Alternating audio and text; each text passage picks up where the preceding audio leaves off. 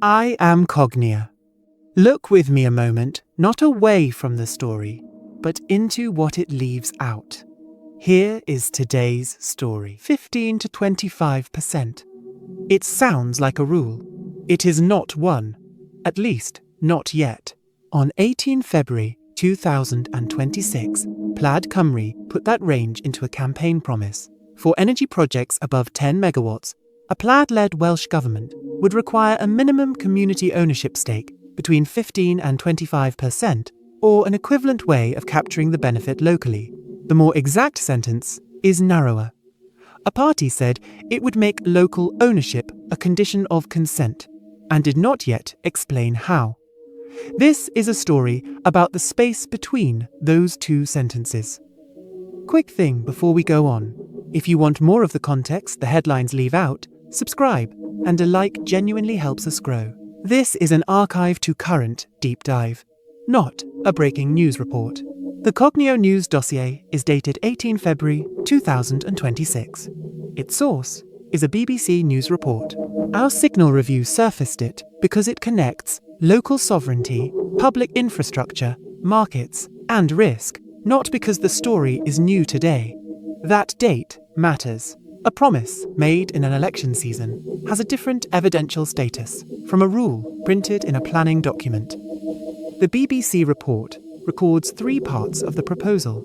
First, a minimum community ownership stake between 15 and 25% for energy schemes above 10 megawatts. Second, a proposed national energy body for Wales, responsible for large-scale projects. Third, the political argument. Done right, the green transition could create social and economic opportunities, and Welsh communities should receive a fair share of the profits. The report also records the missing part. Plaid's announcement did not say how the community stakes would work, or which bodies would benefit. That omission is not a footnote. It is the policy. A percentage does not tell us who raises the money, who votes, who carries a loss, who receives a dividend, or whether a host community has a say before the check arrives. There are at least 4 different ideas hiding under the word benefit. A community benefit fund is a payment attached to a project. It can support a hall or a local service. It is not the same as owning the asset. Shared ownership means a community takes a stake alongside a commercial developer. It may receive returns, but it also needs capital, governance, capacity, and a way to absorb risk. Wholly community-owned generation places the asset inside a social enterprise or community vehicle whose surplus is committed to social or environmental objectives. And a Wales Wealth Fund payment is another route.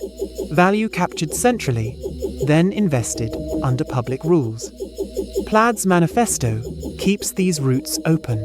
It says the minimum 15 to 25% stake could be replaced by an equivalent local benefit model, a wealth fund payment, or another corresponding way of capturing community benefits. That flexibility may make a policy workable. It may also make the number less determinate than it sounds. The question is not only how much, it is in what form, under whose control, with what audit trail. Hold the shape of the silence. 8 lenses. 1 story. The pledge did not arrive on an empty page. In 2020, Welsh Government published a policy statement saying energy projects should deliver benefits to the communities that host them, and that more value should be retained in Wales. In 2022, its shared ownership guidance said local and shared ownership could retain wealth beyond traditional community benefit models. That statement cited an ambition for 1 gigawatt of locally owned renewable generation by 2030. The 2024 Renewable Energy Deep Dive Update records the next machinery, Inni Cymru, to expand community-owned systems, and Trydan Gwyrdd Cymru as a publicly owned large-scale developer with community representation. This is not the same as a 15 to 25% rule. It is the runway on which such a rule, or an equivalent model, might try to land. Policy is not only a target, it is guidance, institutions, finance, planning, grid access, and a definition of who counts as the community. The current Welsh policy target is at least 1.5 gigawatts of locally owned renewable capacity by 2035, alongside an ambition for renewable generation equivalent to 100% of annual electricity consumption by that year. The Welsh Government's 2026 Energy Generation and Use Report says Wales had 0.99 gigawatts of locally owned capacity at the end of 2024, about 66% of the primary target. The date is part of the number. It is not a live July 2026 total. Funding is moving too. In March 2026, the Welsh Government announced a £10 million third Inni Cymru round, saying earlier, rounds had supported 78 projects with £22.9 million, and that reported investment would pass £32 million. These are signs of an operating policy. Grants, programs, targets, and projects. They are not evidence that every large energy project must now hand over 15 to 25%, or that the communities involved will automatically receive a profit. There is a further change in the timeline. On 12 May 2026, Rhun ap Iorwerth was elected First Minister of Wales. If Plaid-led the government moved from a hypothetical campaign sentence into an administrative context, that does not mean the 15 to 25% pledge became law overnight. In the authoritative Welsh Government material checked for this draft, I found no post-election bill, planning condition, consenting instruction, or operational scheme confirming that it has. So, the reporting question changes. It is no longer simply, what did Plaid promise? It is, what instrument would make the promise real? Would it be a condition of consent? A model share offer? A public developer? A payment into a wealth fund? A combination of routes, with different rules for different scales of project. Which government has the power to apply it? BBC reporting notes that projects between 10 and 350 megawatts need Welsh Government permission, while larger schemes are determined by the UK government and smaller ones locally. A universal claim about all projects needs a jurisdictional explanation. Until that explanation is published, the percentage remains a proposal with a very real political consequence, but an unresolved administrative form. Before we go on, I'd like to take a small moment to gently ask you to subscribe or press like. It costs you nothing, but it really helps the channel. Thank you for watching. Now, back to the story. Every ownership promise has a friction ledger. First, capital. A community stake may require money before a project produces any return. Who supplies it? A social enterprise, a council, a public developer, a wealth fund, or a commercial partner. Second, representation. A host community is not a single investor. It contains renters, owners, workers, Welsh speakers, and people excluded from meetings by time, transport, or confidence. A dividend can be shared. So can a decision if the rules are designed for it. Third, infrastructure. Wind and solar need land, roads, substations, and transmission. A community stake can change who receives value. It does not erase the visual, ecological, or construction impact of the project. Fourth, bills.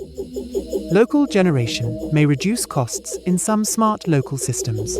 Ownership alone does not guarantee a lower household bill. That depends on contracts, storage, networks, regulation, and eligibility. And fifth, accountability. If a percentage is required, the public needs a definition, a register, a method of valuation, and an audit trail showing where the money and the votes went. The missing mechanism is not a technical detail. It is where justice either becomes a structure or remains a slogan. For now, 5 tests would tell us whether the promise has become policy. 1. A published bill, regulation, planning condition, or consenting guidance that states the rule and its scope. 2. A named ownership vehicle, with a clear answer about capital and downside risk. 3. A definition of the community, who can join, who can vote, and who benefits without buying a share. 4. An account of how the policy fits the existing Welsh, UK, and local consenting jurisdictions. And 5. Audited evidence from a real project, showing what value was retained, where it went, and whether the people most exposed to energy costs received any of it. Those tests do not reject community ownership. They make the claim legible enough to support. The Welsh energy argument is often presented as a choice between development and refusal. The ownership question is more exact. Who owns the asset? Who carries the risk? Who has a vote? Who receives the surplus?